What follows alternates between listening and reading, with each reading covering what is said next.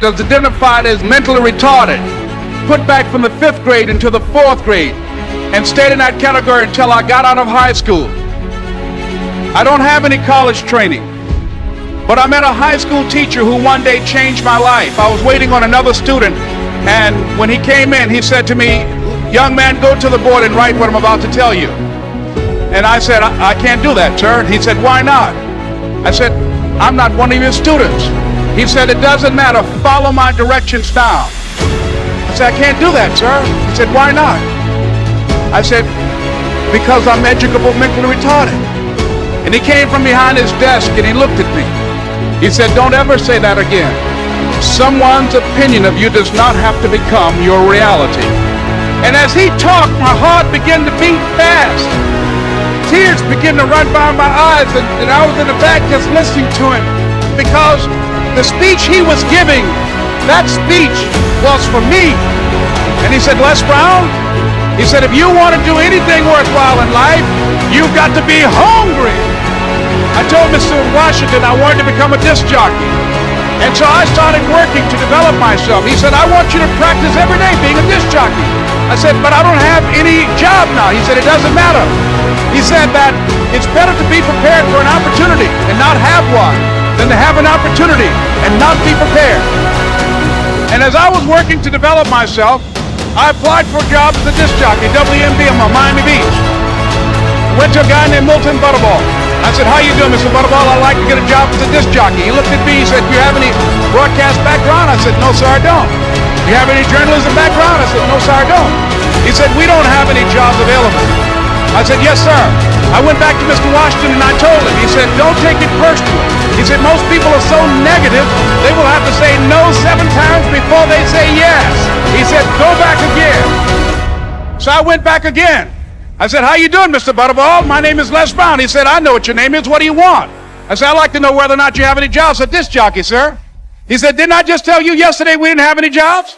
I said, "Yes, sir, but I know whether or not somebody got laid off or somebody was fired, sir." He said, "No one was laid off or fired. Now get on out of here."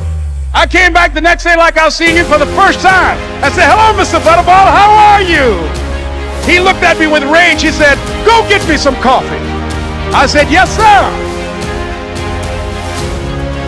And I went to get him some coffee.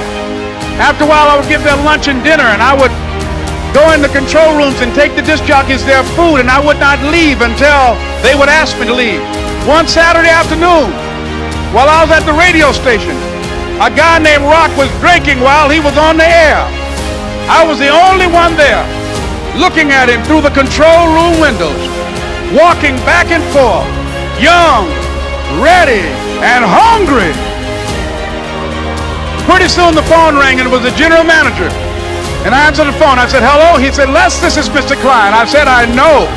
He said, "Rock can't finish his program." I said, "I know." He said, "Would you call one of the other DJs in?" I said, "Yes, sir." I hung the phone up. I said, "Now he must think I'm crazy." I called my mom and my girlfriend Cassandra. I said, "Y'all turn up the radio and come out on the front porch. I'm about to come on the air." I waited for about 20 minutes, and I called him back. I said, "Mr. Klein, I can't find nobody." He said, "Young boy, do you know how to work the controls?" I said, "Yes, sir." He said, "Go in there and don't say nothing here." I said, "Yes, sir."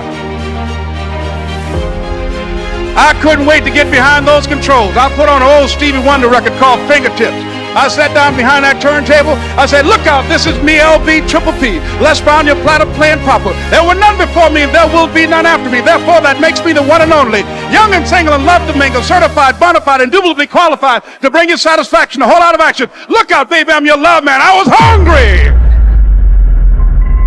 I was hungry. You got to be hungry. Begin to know that you have greatness within you.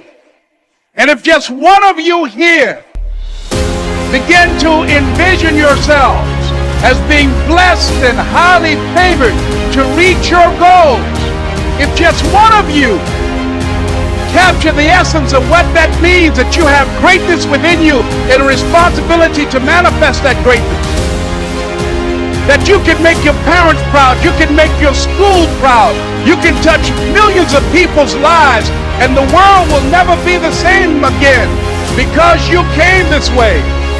It was hard, ladies and gentlemen, coming to speak to people. And I was facing financial difficulties in my own life.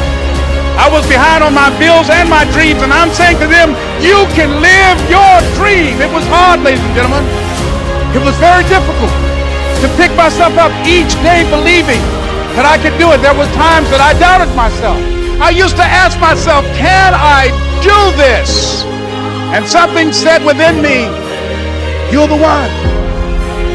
Don't give up on your dream.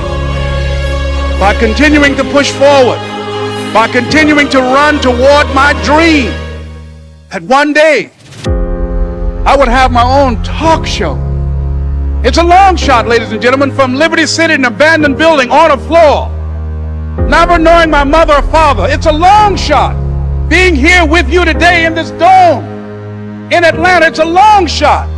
No college training, labeled educable, mentally retarded, but I kept running toward my dream. Don't stop.